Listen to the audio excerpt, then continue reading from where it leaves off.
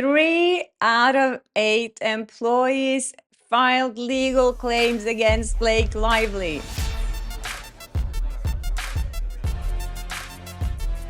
Hi, and welcome to Blossom Talk. I'm Shashti Flo, and here on my channel, I talk about my good and bad experiences in Hollywood working as an entertainment reporter, and as you know, a lot about Blake Lively and Justin Baldoni's crazy legal drama. So today, I'm going to do 2 episodes because there's so much to talk about. So stay tuned for more after you watch this video. There will be another one dropping not too long after. Okay, so I wanted to dedicate this video to a story that was published in Daily Mail. I think it was last night, really late last night. They published a story after speaking to 6 former employees from Blake Lively's previous company called Preserve. So she started this company in 2014, and less than a year later, it was dismantled. And people have been looking into this a little bit. I've got some emails from people saying you have to look into Preserve. And now we know why we should have paid more attention to that, because this story is crazy. So as I said, Daily Mail has interviewed 6 former employees, and they're explaining all the crazy stuff that went down when they worked for this company. So basically, Blake Lively started up this company in 2014 to sell artisanal goods online. It was kind of a competitor, you could say, to Gwyneth Paltrow's company, Goop, who's been pretty successful at selling kind of weird stuff. But anyways, Blake Lively wanted to get in there and do her own company. And less than a year later, it was dissolved. So these people who worked for Preserve have been talking anonymously, but still to the Daily Mail.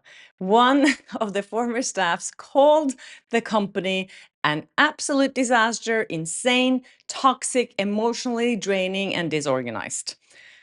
And an employee is quoted saying that the workplace allegations that Blake is making now against Justin Baldoni are deeply ironic, given that it was the most insane, toxic, emotionally draining, and disorganized environments you could imagine. So, and another one said, the impressions Blake left on me after I work at Preserve, it's that she doesn't care.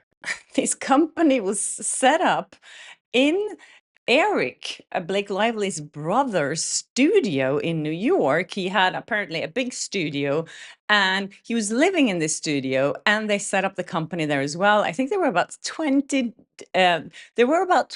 employees in working for Preserve, and they were all had to deal with Eric, who was, according to this story, he was smoking weed and drinking alcohol openly. He overslept many times, so the staff had to wait outside until he woke up, sitting on the floor. They were sitting on the floor for months because they didn't have any furniture at the company. And also he had unpredictable moods and emotional outbursts that was really hard to deal with. So staff members felt that they had to walk on eggshells all the time, not to piss him off, especially if he had a late night the night before. He also had a relationship to one of the employers, and he was married. That was confirmed by, I think, 3 people in this story. It confirmed that he did have an affair with someone. And someone's quoted here saying that people would be outside in the cold and he wouldn't let them in because he was still lying in bed smoking a bowl. We were subject to his moods and whims, and those were very dysregulated. There was anger. You had to walk on eggshells, another one says. Okay, so Blake Lively wasn't there a lot. I think some of them didn't even meet with Blake Lively. She was just like running this and trusting her brother to take care of things. And it says here that one of the staff members raised concerns to Blake and said, we need to have a meeting and talk about what's going on at Preserve because things are falling apart. And Blake did not want to hear anything about her brother. And she was like, not having it. And a person that Daily Mail spoke to is saying that she didn't care to understand how the mismanagement of her brother could be affecting us. She's entitled and extremely out of touch and really only cares about herself. I feel like we've heard that before. Another one says she was always very nice to me, but you would think that for somebody so concerned with their image and their narrative, they would have been more caretaken to make sure things were more professional. Yeah, especially when she's going after Baldoni now, as one of these former employees said, it's kind of ironic that she's suing Justin Baldoni over toxic work environment when you read what these employers had to go through. And one staffer says they were asked, of course, to sign an NDA, so they couldn't talk about any of this stuff. At least 3 employees reportedly filed legal threats against the company with settlements for up to $300,000. According to one staffer here, saying that Leslie Sloan shut everything down. They buried every single thing from that company. I guess that's why we haven't learned much from it. We just knew that it wasn't working out, but no one knew really why until now. And of course, Leslie Sloan was helping her client. As we know, she's been very active helping both Blake Lively and Ryan Reynolds up to this point. And as I pointed out before, Leslie Sloan was financially backed by Harvey Weinstein. He backed her when she started her own company in 2014, which was about this time, actually.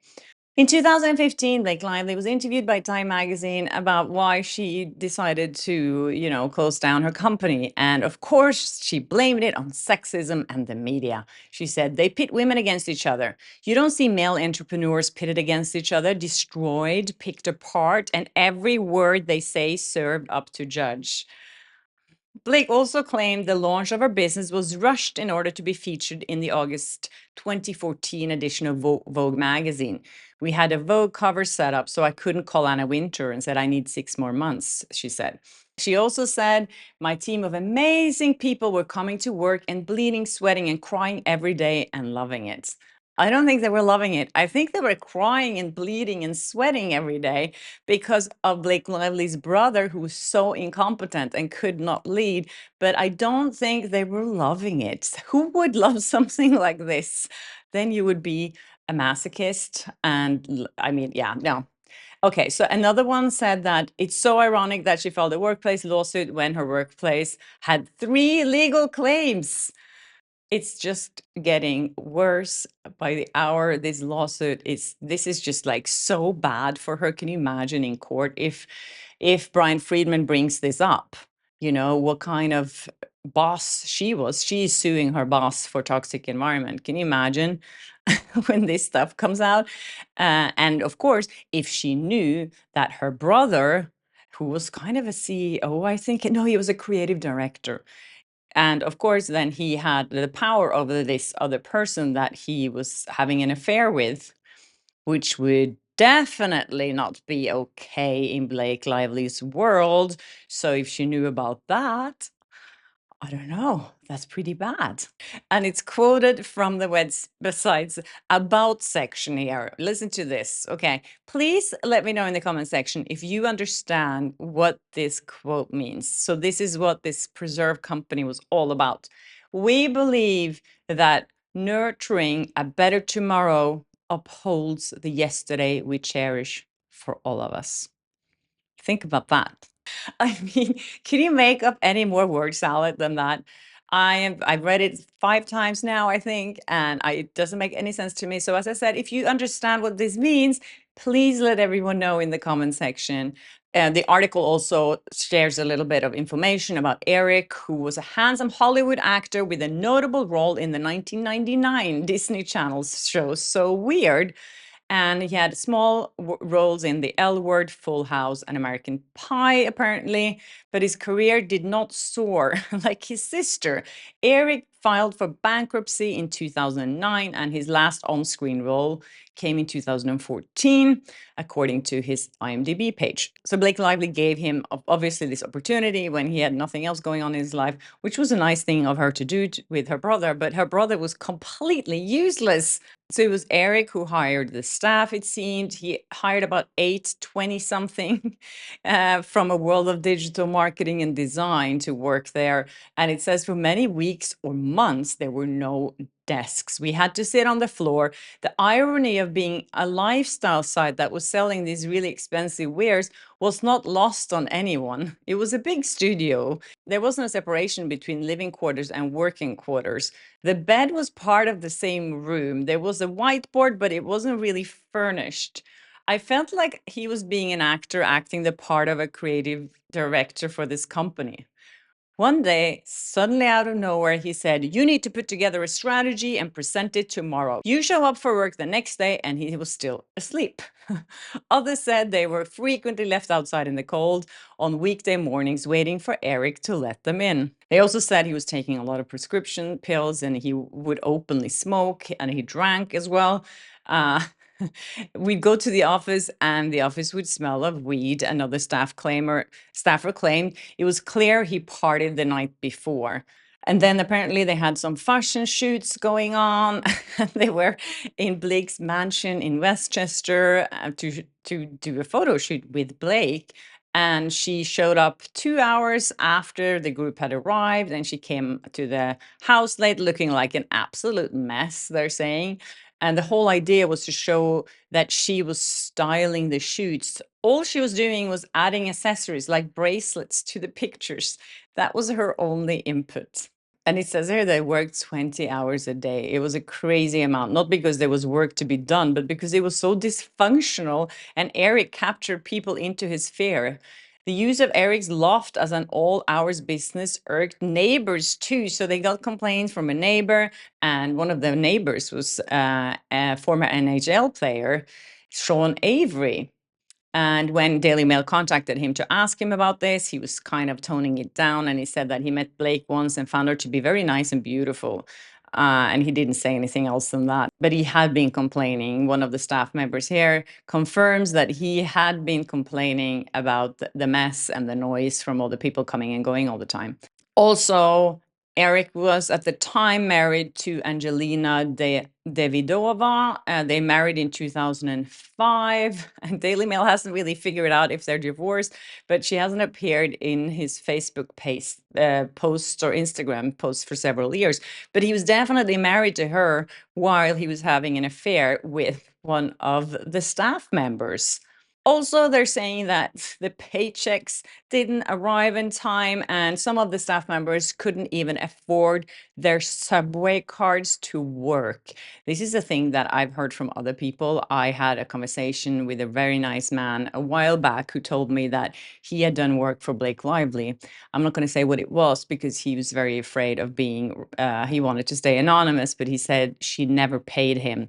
So I think this is like a pattern as well of her behavior, that she doesn't pay people. Some ex-employees told the Daily Mail they decided to speak up after they saw the Blake accusing Baldoni of SH and an unprofessional environment on the set of the movie It Ends With Us. It's so ironic. She files a workplace lawsuit when her workplace had 3 legal claims. 3 out of roughly 8 employees made legal claims. Reading this now, I'm like, there's new skeletons coming out of Blake Lively and Ryan Reynolds' closet every day. They have to stop this now because the way things are going for them, it is a catastrophe. Anyways, so yeah, Daily Mail spoke to 6 out of 8 former employees of Blake Lively, and this is what they had to say about her. I mean, I hope this is some of stuff that can be used in the lawsuit because I think it's appalling how she treated her staff, even though she wasn't there on a daily basis. It is her responsibility. I mean, it's the same as you saying, if you're a producer on a movie, it's your responsibility to make sure everything is under control. And she obviously didn't care at all. What else is new? Anyways, thank you guys so much for watching. And as I said, there's more coming today, so stay tuned on Floss on Talk. I really appreciate all your support and keep sending me new tips. And subscribe if you haven't, and hit the notification bell so you never miss an episode of Floss on Talk. And I'll see you in my next one. Bye.